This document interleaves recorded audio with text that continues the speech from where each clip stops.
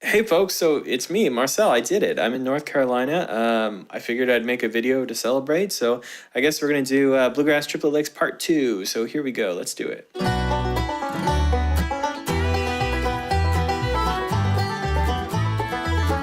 I've been thinking about moving on. Awesome, so in this video we're working on more Bluegrass Triplet Licks. If you didn't watch the last video, we worked on a bunch of stuff. We talked about picking every note in a triplet lick. We talked about doing hammer-on triplets and pull-off triplets, which are licks that are made up of all hammer-ons or all pull-offs. We talked about the sudden triplet and the rice triplet, which are licks that are made off one pick stroke and then some combination of hammer-ons and pull-offs. And then at the very end, I showed a big descending run that you can do all of those things, or ascending, I don't remember. It was a big run though. And you could put all of those things together. Now today, I actually have 3 new ways you can articulate triplets in a bluegrass setting, so let's do them. So this first one is actually something that you see a lot more rock and blues players do. It's a single pick stroke and it's a slide up and a slide down. Now I've been seeing a lot more flat pickers comp this trick lately, and I think it's seeped into the general bluegrass scene from the jam grass scene.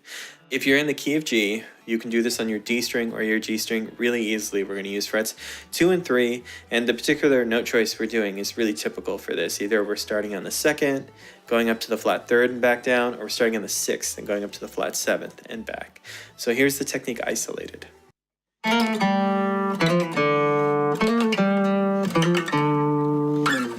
So obviously licks like this don't function super well as repeating licks, but they do work quite well in context with other stuff around them. So here's an example of this kind of triplet with a bunch more content around it.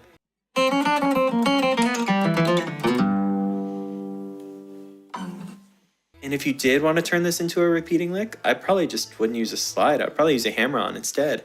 So there you go. There's another triplet I didn't even plan on telling you about.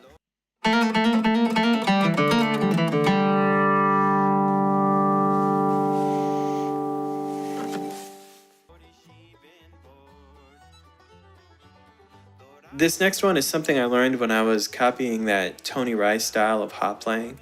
As far as triplet licks go, this is scraping the barrel a little bit.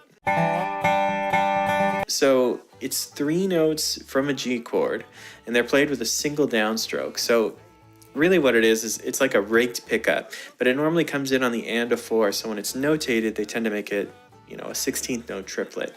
However, the pickup is just roughly 3 notes, and it tends to be a little bit slower, a little bit faster. It's kind of sloppy. I'm bending the rules pretty hard here, but you'll like it, I promise.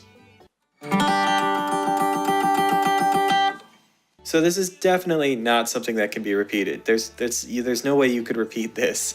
But it does make a wonderful ornament at the start of a lick. So here it is in context, and in this case, the context is I'm trying really hard to be Tony Rice.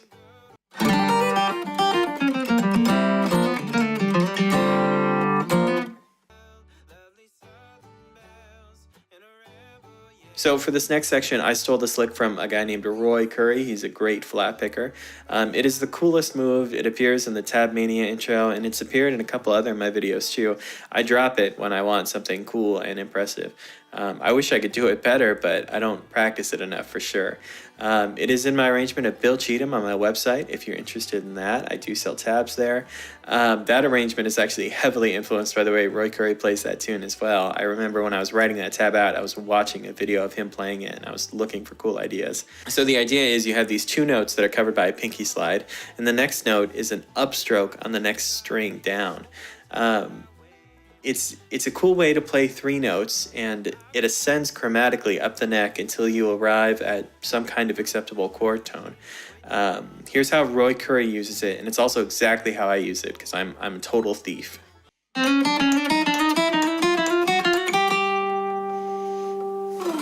So when Roy uses this, he doesn't start it as a triplet lick. He actually starts it with just 8th notes. And he switches to triplets halfway through. It's really nice to have that subdivision change halfway through a line.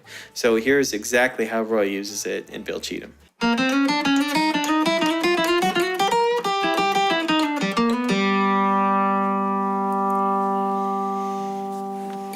Lastly, I recently figured out a couple days ago that it sounds really cool if you use it to descend, and Roy doesn't do that. I thought of that, so 1 point for me.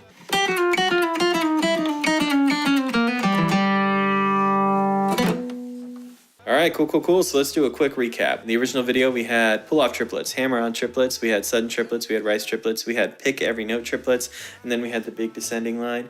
In this video, we had the slide triplets. I also did that as a hammer-on repeater. And then we did the sweep triplet, and then we just ended with the Roy Currie triplet, and I gave you 2 different ways to use that. So that's basically 11 different ways you could use a triplet in a bluegrass context.